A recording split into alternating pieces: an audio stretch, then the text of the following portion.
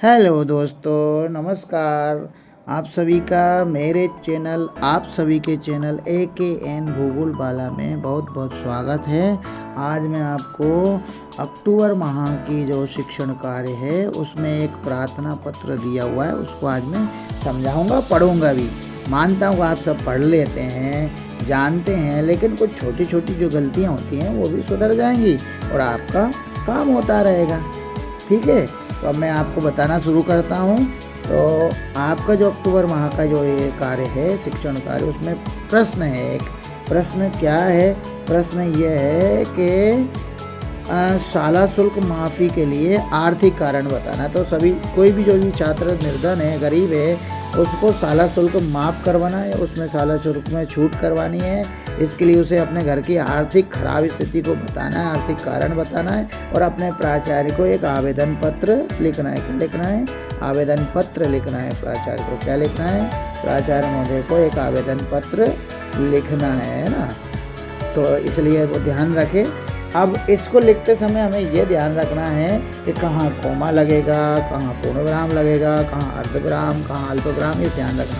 Coma मतलब अल्पविराम, तो ये यहाँ लगा हुआ है। एक तो ये सेवा में के बाद लगा हुआ है, सेवा में को बिल्कुल किनारे पे लेके आना है, मार्जिन लाइन के पास में। फिर में के नीचे और कोमा के ठीक बगल से श्रीमान प्राचार्य महोदय लिखना है, लिख लिया। ठीक है, इसके बाद में कोमा लगा देना है, यहाँ लगा दिया। फिर अपने स्कूल का नाम लिखना है और स्थान का नाम लिखना है। लेकिन जैसे स्कूल का नाम लिखे विद्यालय तक आएंगे और विद्यालय आने के बाद में आपको जो है क्या करना है, यहाँ पर हमें ध्यान रखना है कोमा लगाना विद्यालय। फिर स्थान का नाम, जैसे हमारे स्कूल का नाम लिखे हम शासकीय उत्कृष्ट उच्चतर माध्यमिक विद्यालय कोमा, फिर लिखेंगे खालवा, जिला खंडवा, मध्य प्रदेश। ठीक है, ऐसा ही हमारा हो जाए। अब आगे लिखना है हमें विषय। क्या लिखना है हमें? आगे विषय लिखना है। तो विषय लिखा, लाइन मार्जिन लाइन के पास से लिखा, कहाँ यहाँ मार्जिन लाइन है तो उसके पास से लिखा। फिर विवरण चिन्ह लगाया, शिक्षण लिखा, फिर विवरण चिन्ह, फिर शुल्क लगाया। तो शुल्क लिखा, फिर माफ़ करने हेतु आवेदन पत्र, आवेदन के बाद में यहाँ लगा दिया पूर्णविराम, ये लगा रखा। तो इस तरह से लिखना है। फिर विषय के ठीक नीचे महोदय लिखना है और कोमा जरूर लगाना है, क्योंकि इस कोमा से ही नंबर कट जाते हैं। महोदय लिखना है, फिर उसके बाद कोमा लगाना है। कोमा के बाद में थोड़ी सी यहाँ से मार्जिन लाइन से ना लिखकर थोड़ा खिसका के फिर सविनय लिखना है, ताकि पैराग्राफ या अनुच्छेद बन सके। अब हमने सविनय निवेदन है कि लिखा, मैं आपके विद्यालय की कक्षा 10वीं A या A का एक निर्धन या गरीब छात्र हूँ।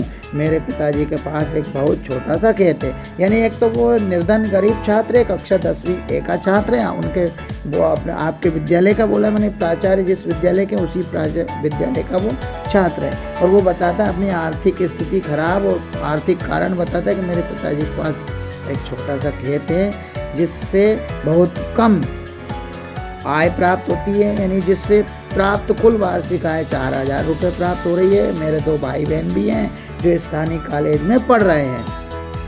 और ये जो लिखा हुआ है ये अनरत, इसको मत पढ़िएगा, गलत छप गया है यहाँ, इसको नहीं पढ़ना अनरत को। अब लिखा मेरे घर में केवल मेरे पिताजी ही कमाने वाले सदस्य, उसके घर में सिर्फ उसके पिताजी ही कमाई का कार्य करते हैं, वो अकेले सदस्य हैं और कोई नहीं कमा पाता। उनकी आय से हमारे घर का गुजारा ही बड़ी मुश्किल से हो पाता है। अब ये पाता है यहाँ आना चाहिए, हो है के बीच में, लेकिन वो यहाँ छप गया, तो यहाँ मत मानिए, उसको यहाँ मानिए, वो पाता है ना। आते हो, अब यहाँ से शुरू करना है लाइन। आते हो मेरे पिताजी प्रति मास यानी प्रति महीने, प्रत्येक महीने शिक्षण शुल्क देने में असमर्थ हैं या प्रत्येक महीने शिक्षण शुल्क नहीं दे पाएंगे। मैंने गत वर्ष की वार्षिक परीक्षा में अच्छे अंक से उत्तीर्ण की है, इसलिए या आते हो, इसलिए मतलब आते हो श्रीमान। अब ये लाइन भी खिसका के हमें लिखना है ना, थोड़ा सा यहाँ से नहीं लिखना, मार्जिन लाइन से ये खिसका के लिखा।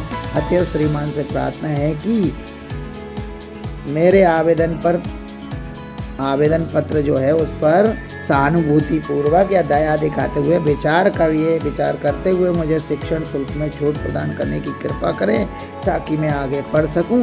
आपकी अति कृपा होगी। इस तरह से आवेदन को लिखना है, इतना कोई कठिन नहीं है। अब इसके बाद में क्या होगा, दिनांक लिखना है। तो दिनांक के जो अंक हैं, जैसे ये 10वीं वाला अंक है, इसको इसी जहाँ पर हम शब्द और अक्षर लिख रहे हैं उसी सीध में लिखना है।